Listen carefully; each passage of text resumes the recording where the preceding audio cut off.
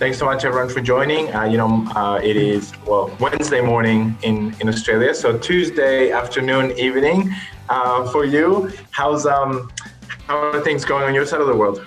Yeah, it's going well, actually. We have a big storm today, so I hope there's no interruption of the internet service during this chat, but we are having a big storm right now. Yeah, right. No, hopefully we get through without any hiccups.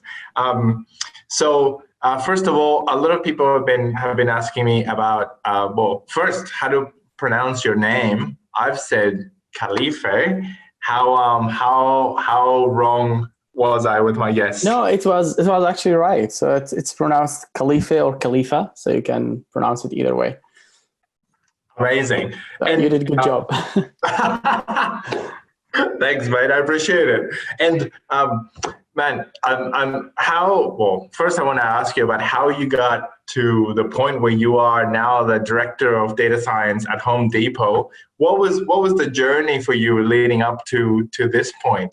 I saw you worked in academia. You've worked obviously in data science for a long time. Software engineering. You've started multiple organizations. Can you give us Absolutely an overview of your journey here? Absolutely, my pleasure. So I started all my life was in computer science, just to beginning with. So I started with undergrad degree in computer science from Jordan University of Science and Technology back home in Jordan. And then after that, I took an academia job, which is like a TA, teaching assistant in one of the local universities over there. In the meantime, I started the master's degree in computer science at the same school, Jordan University of Science and Technology. Back then it was 2005, like between 2003, 2005. There wasn't, as you know, anything data science, right? But there was data mining, which was like very interesting topic to me. So I did actually my master's thesis back then on data mining. And especially the topic was improving, if I still remember, web clusters quality using user browsing time. So we try to use the user behavioral data of browsing websites, and we try to predict what are the kind of the outliers in classification system for web pages from the browsing time. And then kind of improve the quality of those web clusters by using the kind of unsupervised learning technique. So that was like back in 2005, right? And then after that, after the master's degree, I started teaching in one of the universities for about 3 years in Saudi Arabia. And then after that, I moved to the US to pursue the PhD degree. So I came to the US, started the PhD program in 2010, at the University of Georgia, UGA, like my research was focused on an interesting topic, which was glycoinformatics, which is basically trying to use the carbohydrate data to predict or to diagnose cancer in early stages. So that was kind of the research I was doing. So I kind of mixed between the computer science and the glycomics field, and that's why it's called the glycoinformatics, where we try to use machine learning to help predicting the changes on the structure of the carbohydrates, and thus to predict if there is going to be a cancer accordingly or not, right? So that was the topic of my research during the PhD, and at the end, my thesis, at that point, we're talking about now 2013, 2014, because so at that point, big data and data science become a thing, it started to become a hype, especially Hadoop at that point. Which was very interesting. Like, I remember that the first internship I got with a company called Career Builder here in the US, which is a job board for, it's a recruitment system. So I joined them in 2013 as a PhD intern. And in that internship, basically they had a Hadoop cluster on-prem, and they put like tons of data. It's a company that has been like collecting resumes and job postings for almost 20 years. So they have tons of data on that Hadoop cluster, and they basically said we need to use that data. We don't know what to do with this data, right? So anyway, I joined them. I started working on that internship on how can we make sense out of all this data on the Hadoop cluster. So we worked on the first phase of the semantic search, which was the project that I was assigned to. How can we use the search logs to come up with some semantic knowledge? Like when people search for Hadoop, what are the other semantically similar terms that we can generate like synonyms? For example, synonyms in this term or in this context is basically semantically related skills. So it was like if people search for Hadoop, then machine learning become related, big data become related, data science become related. So the goal is when people come search for something, you want to kind of expand that search and come back with results that cover a wide area of semantically similar stuff, right?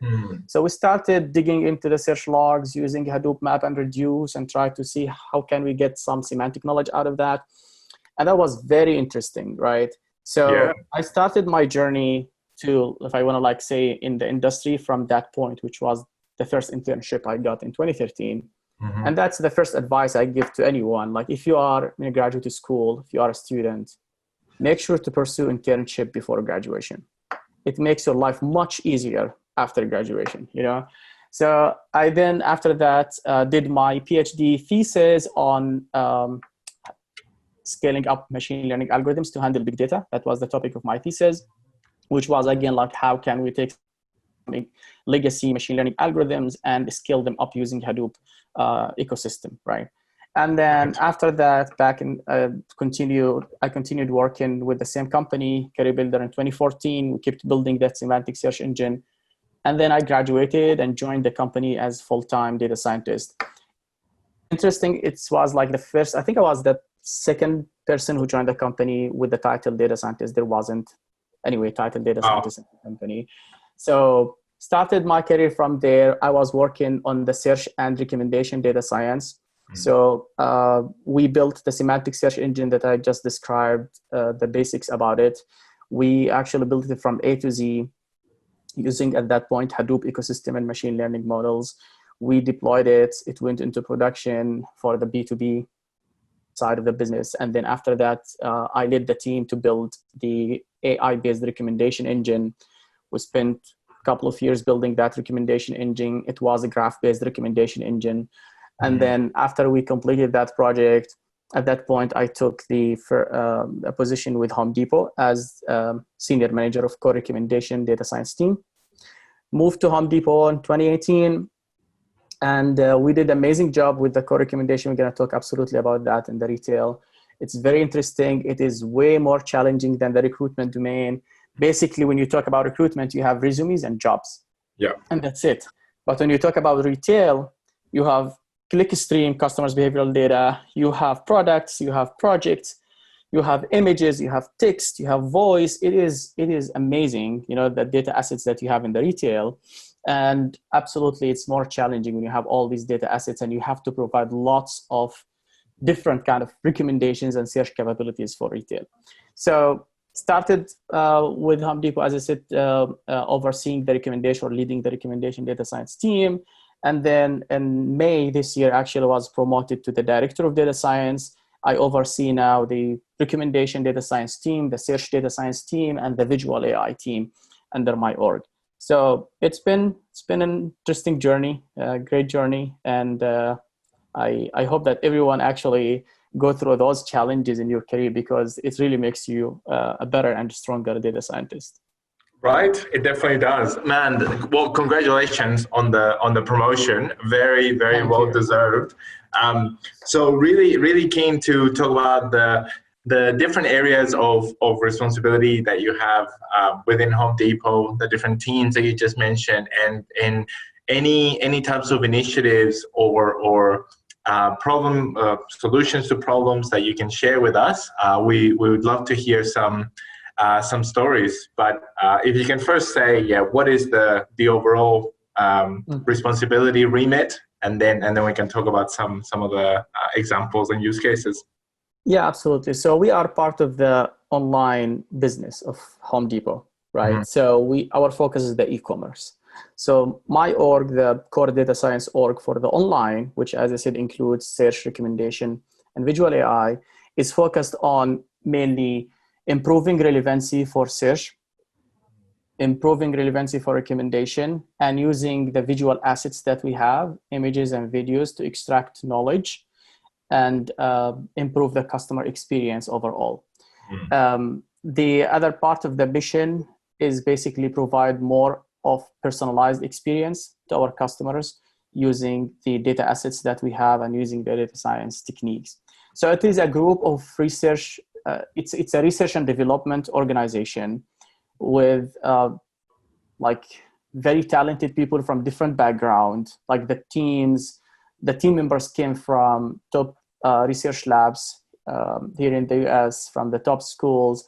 Their research background, including NLP, including computer vision, including statistical analysis, including relational statistical analysis, including also information retrieval. So they came from a wide background, like diversity is there in terms of their background. And that's very important actually when you work on retail, because as I said, the data assets that we have is actually kind of has everything. It has the text, it has images, it has videos, it has clickstream data when we talk about the statistical analysis and statistical significance. So it has all that kind of things, right? And you cannot bring someone who's only like, you cannot build all the team to be NLP people. You cannot build all the team to be computer vision. You cannot build all the team to be statistical people. So you need to diverse. You need to bring people from different backgrounds. And that's what my organization includes. It includes people from all these backgrounds that I mentioned. So it is an R&D organization, as I said, that conducts research on how can we use the cutting edge techniques in data science and AI to help providing the best personalized experience for our customers and to deliver the right product at the right time to the right person. Yeah, amazing. And I was wondering about that, whether or how much of it was established or was up and running before you joined the organization, and how much is new sort of as that you're bringing in. But it sounds like the applications and the methods, the approaches that you're taking to solve the problems is what is completely new. And that's using really cutting edge techniques. Right. So if you think of the retail, it's kind of an old business, right? Like retail has been around for decades. And as a result of that, most of the retailers actually, they still rely on lots of manual stuff. Even at this point, even with all this technology that we have, with the web scale that we're talking about, believe me, many retailers still rely heavily on the manual stuff. And then our mission is basically, how can you change the mindset and make those people believe in the automation and believe in the AI and believe in data science and believe in data-driven decisions? Because this wasn't the case. They've been running the business successfully for decades. And now you come to tell them, oh, you know what? We can automate this. We can do this with machine learning, terms that they never heard of. And absolutely, that's kind of freak them out. So you need always to educate. And that's part of our also job as leaders of data science, is to really educate the business partners and show them by examples and with data, the value that the data science and AI can deliver to these organizations. Because in their mind, we've been running this business for decades successfully. Why do we need now to invest in this new thing called data science? Why do we need to invest in this thing called AI, right? So it is challenging at the beginning when you start to actually establish data science practice in the retail industry. But luckily, I guess now, because it is kind of a hype and everyone is talking about AI and data science, and because they have seen the return of investment in many places in the retail industry, most of the companies now are willing actually to take kind of that route and invest in data science and give you an opportunity to prove that you can do something with the data that they have. Yeah, definitely. That's fantastic. And I assume that in e-commerce, in the e-commerce space, things are much more easily tracked and and measured, and that you can have a lot more information about what's happening in the store, which definitely helps to prove the value of data science. So can you tell us about some of the work that you've been doing in the search space first, and have you brought into Home Depot some of your semantic search and maybe ontologies, and have you brought some of that side into the search space? Yeah, absolutely. So the search engine in most of now retail actually is, or let's say was actually built and established using either like Solar or Elastic, those are like open source search engines, right? Because everyone now is switching to the open source technology. Yeah. The search was mainly keyword-based search, right? Which means like whatever you put in the search box, whatever like Solar is going to do with that by tokenization, stemming, and then matching based on the TF, IDF, those kind of the default things that you get out of the box when you get a search engine. So this is most of the search in the retails like was just using those out of the box techniques, right? Now with the search data science team that we built in this organization, what we try to do now is, as you said, is to actually start moving it from keyword-based search and string matching towards semantic and meanings. So we started to work on query understanding. So query understanding is very important topic in any search engine, where I need to understand when people put on the search box, for example, Ryobi, and I'm sorry if I'm using some terms in the US popular, but maybe not in Australia, but Ryobi or Milwaukee power tool or a drill, right? I need to understand in this case that power tool by itself is a thing. It is not two words. It's not power and tool, right? I need to understand that Ryobi or Milwaukee are actually brands, you know, so they're not just keywords. I need also then, when I go to do the matching, I need to understand, okay, what are the synonyms to the power tool when people write power tool? Is it a drill? Is it, you know, all the other things, the variations, the synonyms of this keyword? So query understanding has been one of the areas that we focused on. How do we better understand the query which the customers put in the search box? It is more complicated when you go towards the tail search, which is when people start asking questions. Like how to fix a hole in a wall, you know? So you get those kind of questions in the search box.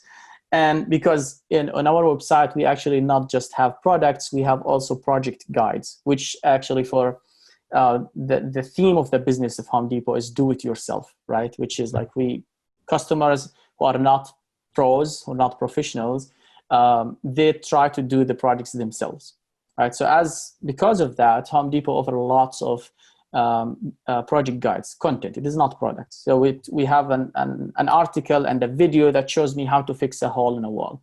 You have another video that shows you how to install a faucet or a vanity, you know. So this content, usually people come to ask questions, they're looking for the content, not the product. So how do you distinguish when people asking in the search box for a product or a content? Right, that's something that data science needs to play a role in, which is to classify the queries themselves. If this is content or is this product? And then when you have those kind of lengthy questions, sometimes how to parse the questions and extract the products mentioned there or the problems mentioned there, and the brands, and you know, all that kind of named entity resolution problems that we try to solve also with data science. So you need to parse the query correctly. You need to tag the entities in the query correctly with their entity, with their named entities that we have in the system.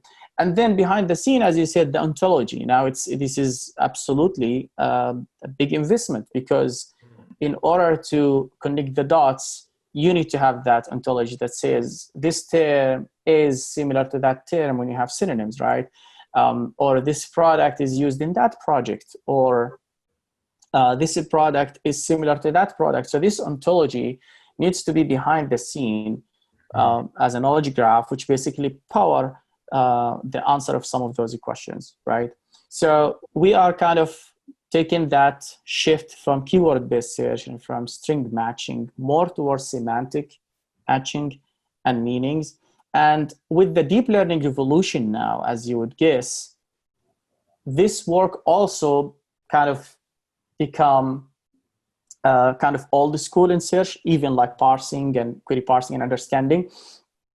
And now the direction is, how can we get embeddings that actually can do that magic? Instead of parsing the query yourself and label or tag the entities inside the query and do the matching based on that, I want to take the query, I want to generate embeddings out of it using a deep learning model, and then I'm going to go match that vector that represents the query now against the pool of vectors that represent products and content. So this is kind of the next generation of search that we also are investing in at this point. So this summarizes actually where the search is heading in the industry.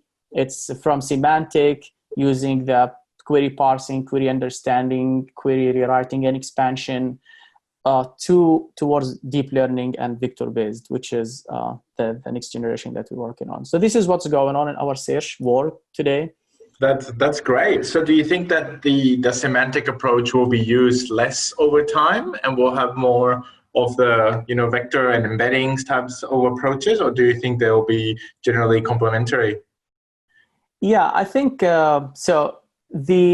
If you look at the research papers that published recently by Microsoft Bing or Google search, like you will see that this is the trend now, which is switching towards deep learning and embeddings instead of doing the parsing and tagging and things like that. Mm-hmm. However, from the experience, I think when you have domain knowledge in-house, yeah, domain knowledge is not usually like easy to be integrated with deep learning models, right? Mm-hmm. So besides like providing labeled data from the domain experts, that's something. But like in having the knowledge that those merchants or the people who have been doing this business for decades, having that knowledge represented somewhere, it is easier to represent their knowledge using the semantic search capabilities that we talked about how to parse the query, how to tag those entities in the query, and what to show, what to not show, for example, with the specific queries. I think if you want to leverage the domain knowledge that you have in-house, then you need to come up with a hybrid technique or hybrid strategy where vector search is going to be good absolutely for the tail queries, for the tail search, right? So when I have things I never seen before, when I have like long questions that people put in the search box, parsing and tokenizations and all those things most likely going to fail miserably. So the best bit in this case would be, let's fall back to the deep learning and let the deep learning do the magic of generalization by actually trying to understand what is the meaning behind this question, what is the context behind this question on the search box. But for the queries that you are pretty much sure what they are about, they're very popular on your website, you know exactly how to handle them with the parsing and tokenizations, and I think you don't need to kind of retire that system for this kind of queries. So it's going to go, my vision is that it's going to go at least for the near future hand in hand, where you still have semantic search somehow that does the parsing and for the popular queries, and then for the tail queries you kind of rely on the deep learning to answer those questions. That's great. And what are the ways that you work with the domain experts to sort of get their knowledge into the ontology and the semantic layer? How does that bit work? Yeah, so you need to close the feedback loop. That's the way. So we have like platforms that was developed in-house where those people with the domain knowledge can actually get into running some queries, look at the results, and then they kind of provide their feedback about kind of what they give thumbs up, thumbs down, what they need to push up, what they need to push down, And that kind of feedback then can be leveraged to improve the training of those machine learning models that does the parsing and the labeling or the tagging of the entities in AR and all that kind of thing. So it's about closing the feedback loop. You need to have a system where those people with domain knowledge actually can look at the results that your system generate or return to the customers, and then they can provide a feedback which then this feedback can then be fed into your algorithms to make it smarter and better over time. That's great. I love it.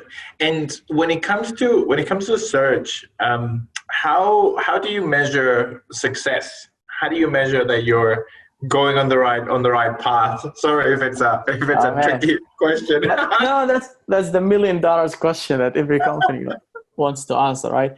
So what we learned is that you have to rely on two kinds of metrics. You need to rely on, or you need actually to track the business metrics and the lab metrics. Okay, so when it comes to developing new algorithms, then in order to understand if this algorithm has potential or not before you roll it into A/B test or into production, then you need to run some lab metrics. The popular ones, as you know, precision, recall, F1, and DCG, all of those kind of metrics that we use.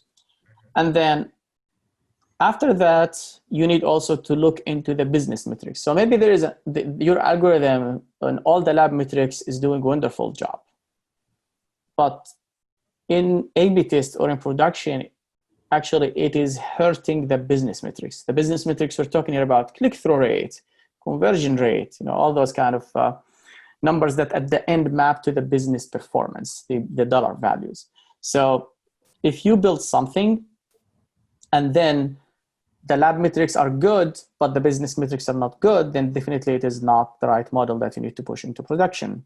And if you build something that is not good from the lab perspective and the lab metrics, then you would predict that most likely it's not going to perform well in production. So you need to balance between when to take kind of the model into A/B test.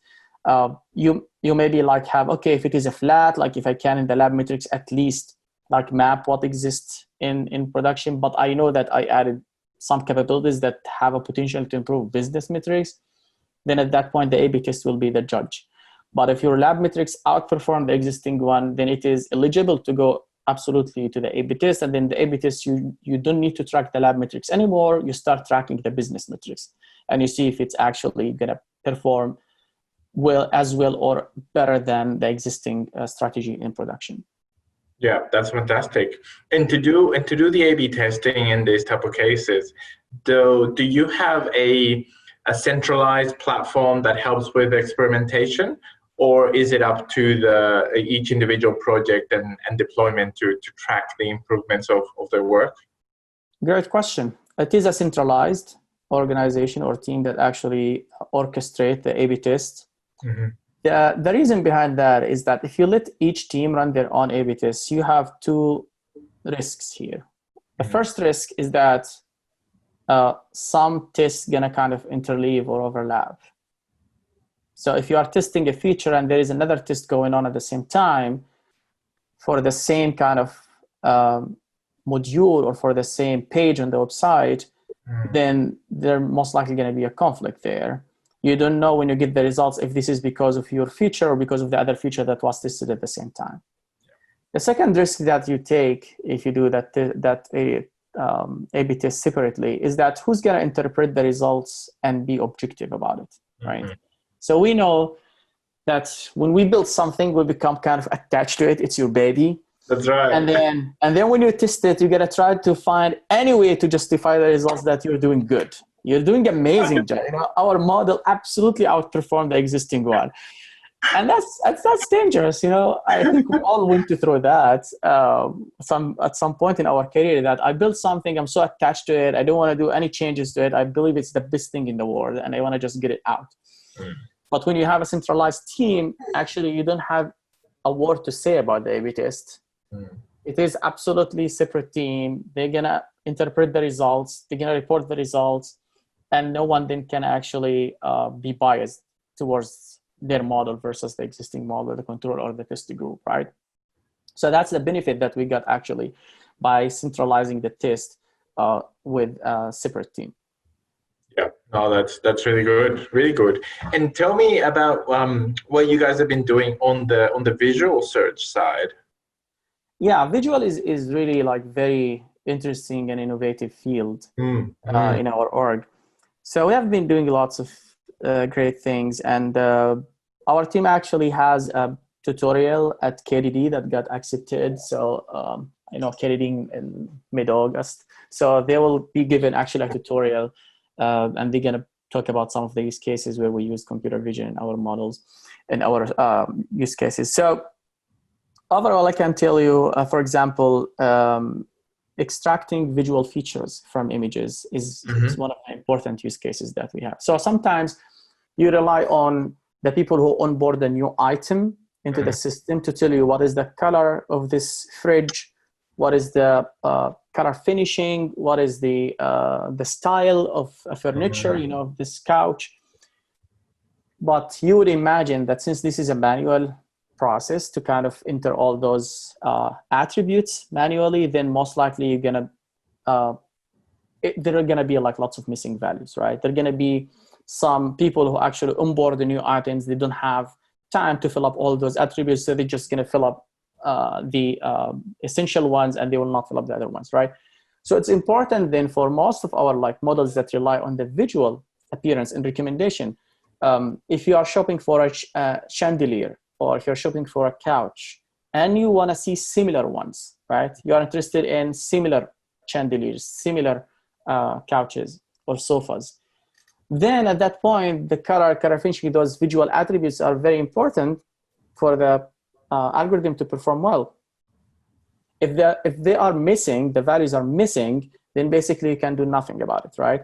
So the visual AI team is actually providing that capability of, okay, give me the image of the product, and we're going to extract those visual features automatically instead of asking people to enter them manually into the system, right? So that's one use case. And the other use case, which I just mentioned, we call it the visual recommendation, is when you come to the website and we know you are interested now in this specific vanity, or in this specific chandelier, or in this specific couch.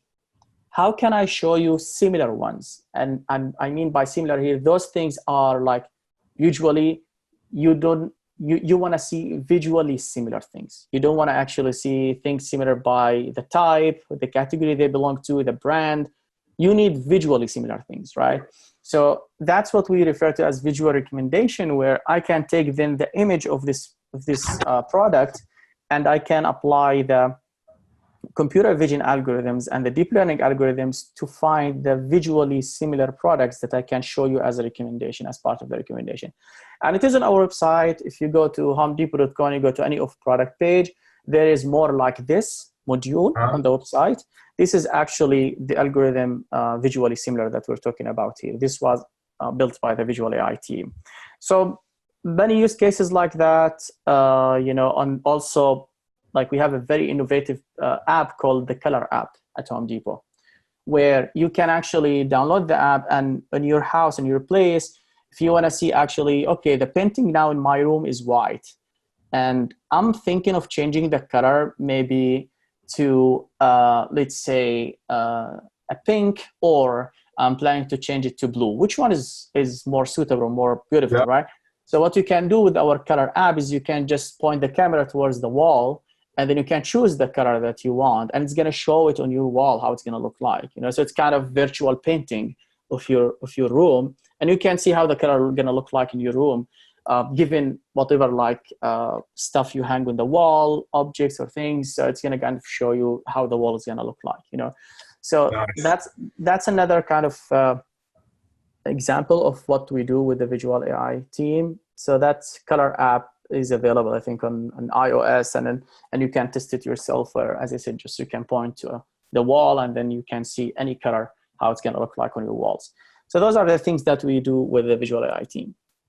Man, that's fantastic. What I love about the first application that you spoke about, where people have to enter information manually and they might not enter everything, I assume that one of the ways that it works is that the algorithm learns from all the information that has been entered manually, and then is able to fill in the gaps, and find any errors, and there's sort of like that feedback loop within that. Yep. So, absolutely. Yep. Yeah, and on the visual search, and especially the more you find more products like this. That's awesome, man. That's awesome. How obviously whatever you can share, but how does that work behind the scenes? What does it look like to get that functionality out to people? Yeah, so usually like we work with product managers and engineers. So the data scientists usually take the responsibility of building the model, the machine learning model, training the model, validating, and then even go all the way towards testing. And then once that model proves that it works, then the data scientists work with the engineers at that point, where the engineers take that work and they kind of refactor the code. You know, data scientists are not actually good software engineers. They're not good developers, let's face it. Yeah. And many people in the data science, they didn't actually come from computer science background. So they know absolutely, like they are very smart. They know how to design those sophisticated machine learning models in Python, or they know how to write the TensorFlow. But the code they write usually is good for validating and testing, but it's not good to be serving production environment where you talk about the web scale. So the code needs to be scaled up. The code needs to be clean, needs to be unit tested. You know, all those kind of things that in order to have a production ready code, the data scientists don't do it. So what happened is that engineers actually take care of that. So the data scientists hand over their models to the engineers, and the engineers, we call them the machine learning engineers in the company. They basically take that and they do all the requirements or the required job to make it production ready, and then they deploy it into production. So it's kind of a workflow from the data scientists, the engineers, and there is the product managers who actually manage this kind of workflow. They orchestrate the work between the data science and engineers. And this is how we work. No, that's great. That's really good.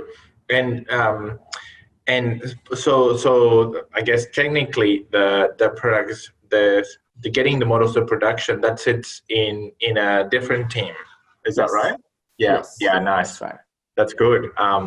It's helpful to have that workflow and that division.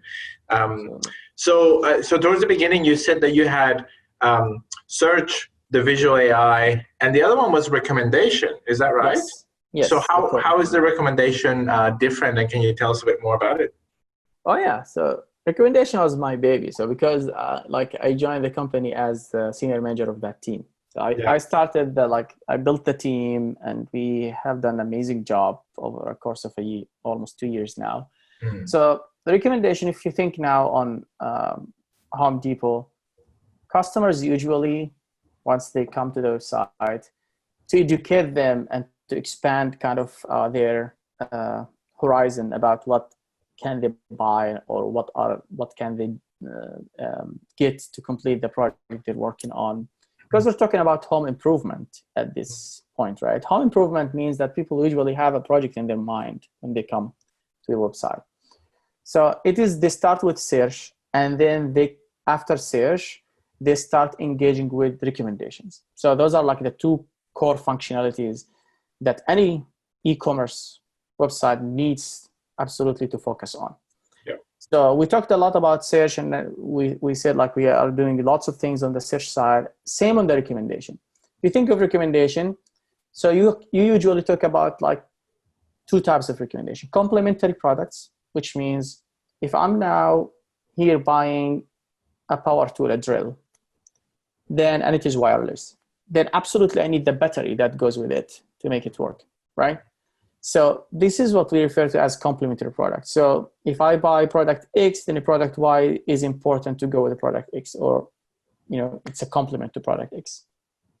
On the other side, alternative means, okay, so if I'm now interested in a specific faucet, but maybe the price is not within my budget. So the alternative job is to show you now other faucets that can actually do the job for you, and they are from different price ranges, right? So some are lower, some are higher, so you have variety of options. So it's like educate you about all the options that we have in our inventory for this specific product that you're interested in now, so you can have more than one option. You don't feel that you're stuck with only this option. So this is what we refer to as alternative recommendation. So by just taking those two cards, you can do a lot. You can build lots of modules here and there. So when you talk about complementary recommendations, in this case, we're talking about accessories. So when you come to buy a product, as we said, vanity. Okay, with the vanity, maybe there is the handles, the knobs of the cabinets, that can go with it. So those are kind of accessories. With the power tool, if you would like to get the pit, right, the drill pits. So those are kind of accessories that goes with it. So you can generate recommendations on the accessory category. You can generate recommendations in the collection. Collection means I'm shopping now. I'm working on a bathroom renovation, and I like this faucet, or I like this. So the collection means, okay, how can I now show you all the things, the shower head, the shower knob, the towel bar, the towel ring, everything that goes into your bathroom that match the style and the color finishing and the brand. So this is what we refer to as collection. That's another kind of form of recommendation that we built on the complementary product side as well. Also, like very popular recommendation, all the e-commerce websites, frequently bought together. When I'm buying this product, like based on what the other customers purchase with this product, frequently bought together is there, right? It's another complementary recommendation. So we built all of these capabilities in-house over the course of 2 years. And also one of the very important recommendation, as I said, is the alternative, which is how to educate the customer about the other things, the other options that they have in our inventory. And for that, you can think of, you are interested now in a specific refrigerator, and it's about $2,000. So how about if I show you, maybe you all guys notice that on the e-commerce website, you usually have kind of a module where you have 4 products in a table where you can compare between those similar refrigerators, right? So I'm going to show you the one that you are interested in now and 3 or 4 similar ones with different price ranges. And I'm educating you, I'm showing you actually the features of all of those so you can compare. So if I pay $200 more on this one, what do I get? If I pay $300 less, what do I lose? What do I lose by choosing that one? So this kind of module that actually educates you about what you get and what you lose based on the price range, if you choose this price versus that price for the similar products, this is one of the algorithms that also data science built for alternatives. Also the visually similar, which we just talked about, that's another example of the alternative recommendations. Okay, I like this chandelier, but maybe again, the price is not mine, or the brand I don't trust. I need to know what are the other similar chandeliers that you have in your inventory that I can buy, right? So those capabilities, we refer to them as alternatives. And if you go to the Home Depot website, I believe every page you're going to hit, you will see recommendation modules somehow in one of those pages. So if you are on the home page, there is categories that may interest you. This is a recommendation algorithm. There is today's recommendation for you, which is a personalized recommendation module. That's for you. This is also a different algorithm. If you see the top deals of the day, this is another recommendation algorithm. Then you go down the funnel, towards the bottom of the funnel, you search for something with the search results page. At the bottom of the search results page, we're going to show you recommendation based on the search query that you put in the search box as well. You go to the product page, you're going to see tons of recommendation modules, alternatives, complementary, accessories, frequently bought together, right? So everywhere you go on the website, there are recommendation algorithms or recommendation modules. Each one of those actually has an algorithm behind the scene that power it. Incredible. And how does or do the customer interactions with the website, even if they're not purchasing, but if they're browsing or adding to cart or replacing products with others, does that information feed into the recommendation algorithms as a signal that something might be an alternative product for one another? Yeah, absolutely. Like all the customer behavioral data, it's aggregated. So we don't actually know at the person level who did this or who did that, right? It's aggregated. So all you know is like, there is a visitor X who actually viewed those products, visitor Y who viewed that product. You don't know who visitor X or who visitor Y, right? Because we most likely talk about, as you said, like people who come to the website, they are not authorized, like they are not logged in. So they just Yeah. come, browse the website and leave, right? So you don't know who are those customers, but you have the signals. You have their behavioral data, the click stream. And that click stream is absolutely a treasure. It's a great source of knowledge that you can use to improve your algorithms of what goes together as complementary, what goes together as alternative. So absolutely, yes, clickstream is very important source of data for both search and recommendation, not just recommendation. Yeah, that's fantastic. And we have Lucas is asking, how do you choose between all the recommendation algorithms to use when displaying recommendations to customers? So each module on the recommendation on the website, each container, it is powered by a specific algorithm, not multiple algorithms, right? Uh-huh. And then the algorithm that we choose for each container, it's based on what the container is about. So if this container is about showing, as I said, like similar products and compare between them, then we need to power it by one of the alternative recommendation algorithms. Mm-hmm. If it is accessories container, then at that point, it's the accessories algorithm, right? Now, the recommendations that you see on the website, though, it doesn't mean that it is the same for all the customers, because it is going to be kind of personalized or localized based on where you are accessing our website. So if you are from California or Florida, let's say, and you're looking for a water heater, then, and I'm talking about US states here, but Florida is a very hot state. That's why it's the deep in the South. It's very hot. So people, when they search for water heater, most likely they don't care if it is like electrical water heater or gas, because gas is cheaper. But because they don't use it so much, it's already hot state, so electrical is fine. But if you go to New York or if you go to Michigan, you're accessing our website, I'm going to show you a recommendation of water heater. I need to show you gas water heaters because the electrical ones are like, they're going to cost you a lot of money every month in the bills. So usually people prefer gas, right? So it's not going to be the same. The container, everyone see the same container accessories. The algorithm behind the scene is the same algorithm, but the recommendation that you see, it's not the same. Yeah, it's personalized or localized or segmentized. So it's not the same. Yeah, exactly. No, that is brilliant. And with how do you pick what to prioritize, what projects to focus on with everything that could be done? Obviously, yeah, prioritization I think is always a tricky problem to solve for data science teams. How do you guys approach it in your teams? So we rely on our product managers to identify the business opportunities, right? Yep. And according to the business opportunities, this is what would drive usually the prioritization. Plus the customer pain point, like what is the really like current customer pain points that we should solve as soon as possible. So those are like the two factors that usually impact our decision of prioritization, the business opportunity plus customer's pain point. How many customers we're gonna help if we solve this problem? And then also on the business side, what is the opportunity from the business metrics perspective, the dollar values that we're gonna gain if we implement that feature for this algorithm? So those are the two factors that then come into the picture. And usually, as I said, we rely on our product team to come up with those with those opportunities prioritized.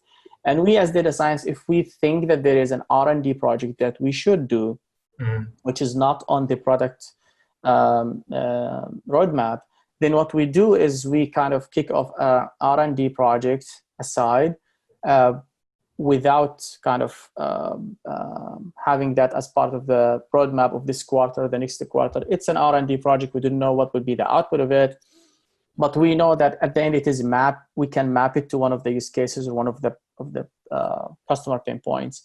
So this is how we do the R&D aside from the product manager's roadmap. When we cannot actually fit everything in the roadmap, then we support the roadmap first.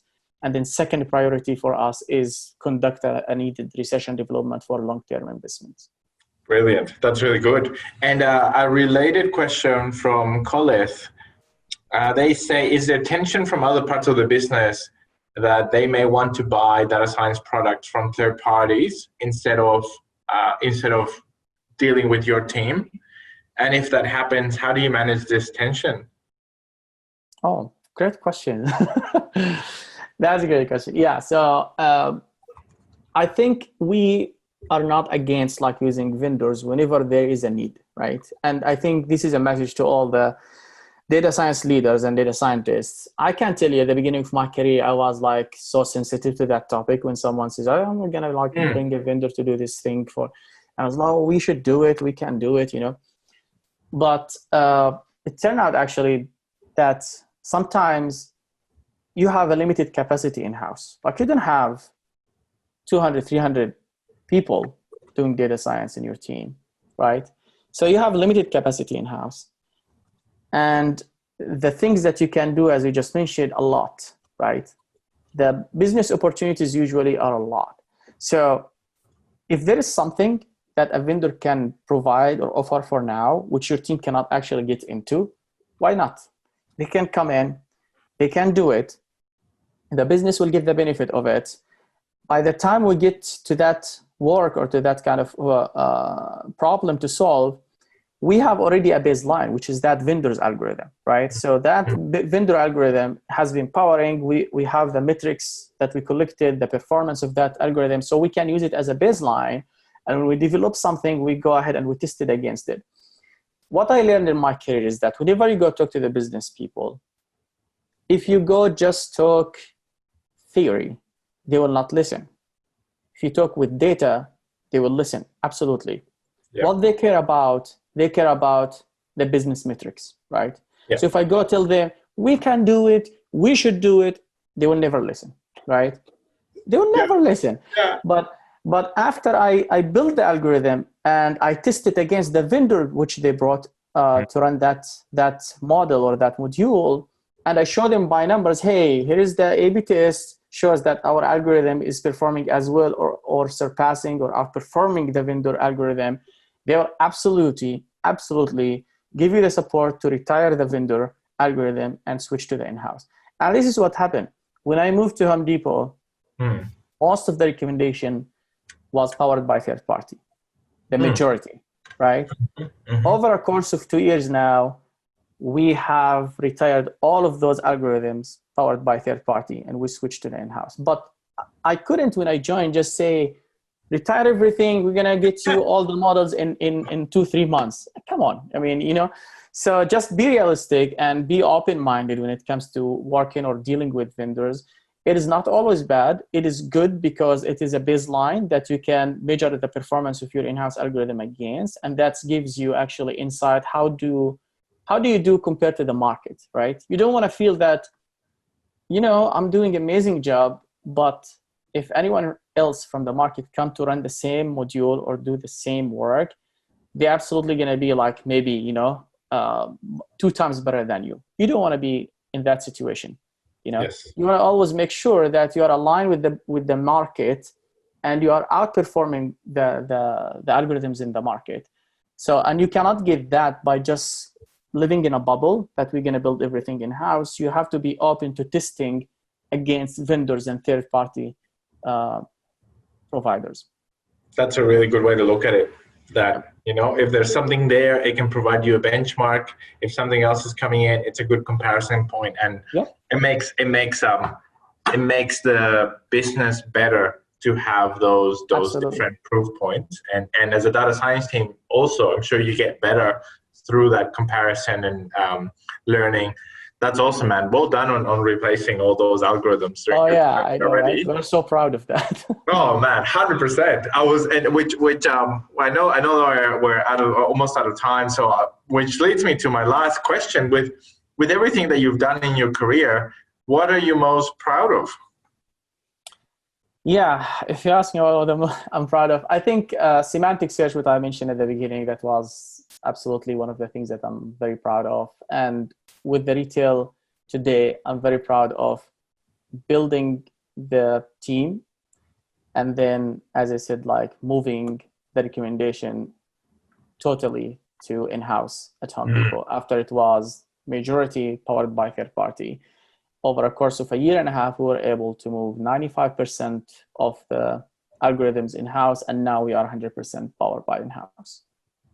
Incredible, man. What an amazing achievement. Khalifeh, thank you so much for your time, for sharing your journey, all this super interesting work you're doing at Home Depot. Man, I am super, super impressed. So thank you so much for sharing all that with us today. Thank you for having me. It's really great to chat with you, and I'll be happy to offline answer any questions. If people would like to connect with me on LinkedIn and send their questions, I'll be happy to answer that. But again, thanks for the opportunity. It was really a pleasure talking to you. Thanks everyone for joining. Enjoy your day. That brings this episode to conclusion. Thank you so much for listening. Please find us on datafuturology.com or on Facebook, Twitter, LinkedIn, or Instagram as Data Futurology.